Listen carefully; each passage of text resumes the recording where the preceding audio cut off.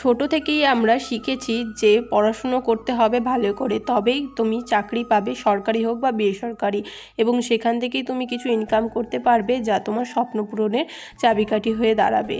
আমিও কিন্তু ঠিক তেমনই পড়াশুনোতে খুব একটা খারাপ ছিল না, ভালো স্টুডেন্টই ছিলাম এবং পড়াশুনোটা অনেক দূর পর্যন্তই আমি চালিয়ে গেছি। কারণ আমার পড়াশুনো ছাড়া কোনো কিছুই বাড়িতে কাজ ছিল না, আমার শুধু কাজ ছিল পড়তে বসা। তো যাই হোক, আমি মাধ্যমিকেও ভালো রেজাল্ট করেছি এবং উচ্চ মাধ্যমিকেও করেছি। এদিকে আমি অনেক দূরে কলেজেও ভর্তি হয়েছিলাম, সেখানে কিন্তু খুব কষ্ট করেই পড়াশোনা করেছি। অনেক দূরে ভর্তি হওয়ার জন্য প্রায় আমাকে একাই কলেজ যেতে হতো দূরে। তো যাই হোক, কলেজটাও পাশ করার পর তারপরে আমি বিএডেও ভর্তি হয়েছি, কারণ সেই বছর থেকেই নিয়ম শুরু হয়ে গিয়েছিলো যে বিএড বা ডিএড থাকতে গেলেই তুমি প্রাইমারিতে বসতে পারবে। আর শুধু শুধু এত দূর পড়াশোনা করে যদি পরীক্ষাতেই না বসতে পারি তাহলে কেমন হয়। তাই জন্যই প্রথমে ভেবেছিলাম যে ডিএডটাই করব, কিন্তু তখন নিয়ম হয়ে গিয়েছিল যে বিএডে ভর্তি হলে নাকি প্রাইমারি এবং এসএসসি দুটোই দেওয়া যায়। তাই আমি বিএডেই ভর্তি হলাম, এমনকি আমি এমএটা করলাম না, বিএডেই ভর্তি হলাম। বিএডে কিন্তু আমি ভর্তি হয়েছিলাম যখন আমি কন্যাশ্রীর টাকাটা পেয়েছিলাম। কন্যাশ্রীর টাকাটা কিন্তু আমি কলেজে গিয়েই পেয়েছিলাম, তো সেই টাকা দিয়েই আমি বিএডে ভর্তি হয়েছিলাম। এমনকি সাথে সাথে আমি টিউশনও পড়াতাম। কালকের ব্লগে আমি তোমাদের সাথে একটা খুশির খবর আছে, সেটা আমি শেয়ার করেছিলাম, তো সেটাই আমি বলছি যে আমি আবারও ডিএডে ভর্তি হয়েছি। বিএড কমপ্লিট হয়ে গিয়েছে, কিন্তু এখন আবার নিয়ম নতুন করে দিয়েছে, যাদের বিএড আছে তারা নাকি প্রাইমারিতে বসতে পারবে না।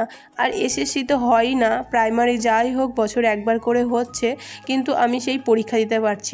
এইবারই যে ডিসেম্বরে পরীক্ষাটা হয়ে গেল, সেই পরীক্ষাটা কিন্তু আমি দিতে পারিনি, যেহেতু আমি বিএড করেছি, ডিএডটা করা নেই। তো এই জন্যই আমরা সিদ্ধান্ত নিলাম যে আবার ডিএডেই ভর্তি হয়ে যায়, না হলে তো সেই প্রাইমারি হবে আর বসে থাকতে হবে, মানে পরীক্ষাই দিতে পারবো না।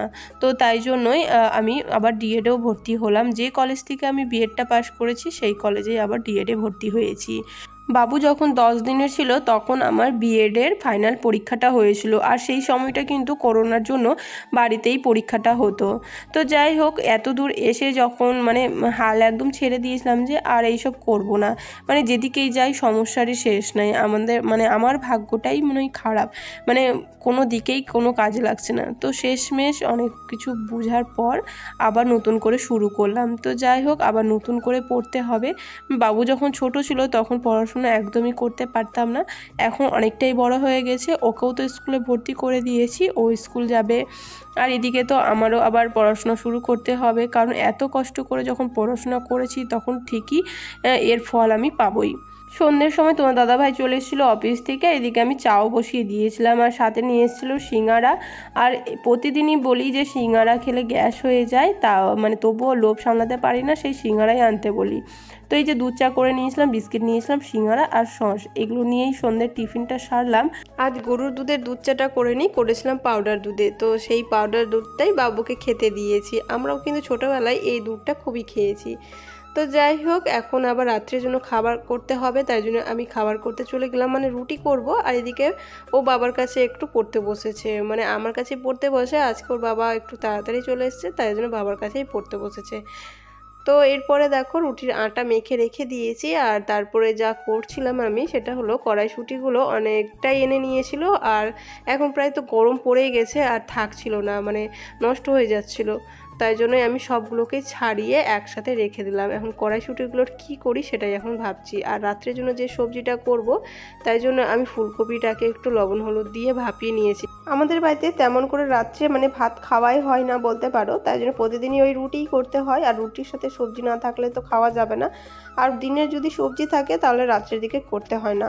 আজকে যেহেতু দিনের বেলা সবজি করতে পারেনি, প্রচণ্ড মানে কাজের চাপে দিনটা পার করেছি, মানে প্রচুর কাচাকুচি ছিল, তাই জন্যই সব সবজিগুলো কিন্তু কাটাকুটি করে রেখেছিলাম, কিন্তু সময় করে আর রান্না করতে পারিনি। তাই জন্য আর রাত্রেবেলায় মানে সবজিটা করলাম, সব মশলা টশলা দিয়ে আলু, ফুলকপি আর মটরশুঁটি দিয়ে একটা সবজি করলাম, আর শেষে দিয়ে দিলাম গরম মশলা। এদিকে আটাটাও মেখে রেখে দিয়েছিলাম। আটাটা যদি কিছুক্ষণ আগে মেখে রাখা হয় তাহলে কিন্তু বেশ নরম হয়, রুটি কিন্তু বেলতে অনেকটাই সুবিধা হয়। আর একদিকে বসিয়ে দিয়েছিলাম দুধটা না কিছুদিন থেকে অনেকটাই দেরি করে দিচ্ছে, প্রায় 8টার মতন বাজিয়ে দিয়েছে, তাই জন্য আজকে বলে দিয়েছি যেন সন্ধ্যের সময় দিয়ে দেয়, তাহলে সন্ধ্যের দিকে ওই চাটা খেতে পারি, আর বাবুকেও ধরো দুধ দিয়ে কোনো টিফিন দেওয়া যাবে। তো এখন আমি আটাটা মেখেও নিয়েছি, এখন আমি এক এক করে রুটি ভেজে নিব। তো আজকে প্রথমের দিকেই তোমরা দেখতে পেলে আমি তোমাদের সাথে শেয়ার করলাম যে আমি ডিএডে ভর্তি হয়েছি, তার জন্য তো পড়াশোনা করতে হবে। শুধু তো ভর্তি হলে হবে না, এর জন্য আমাকে পড়াশোনাও করতে হবে। তাই ভেবেছি একটা কোচিং সেন্টারেও ভর্তি হব, কিন্তু বাবুর স্কুলটা শুরু হবে এপ্রিল মাস থেকে। তাই জন্য বাবু যখন স্কুলে ভর্তি হবে তখন থেকেই আমি কোচিং সেন্টারেও ভর্তি হয়ে যাব। মানে টাইমটা মানে আমি ম্যানেজ করতে পারবো, মানে বাবুকে স্কুলে পাঠিয়ে দিয়ে তারপরে আমি কিন্তু যেতে পারবো, আবার আসার সময় বাবুকে নিয়ে আসতে পারবো।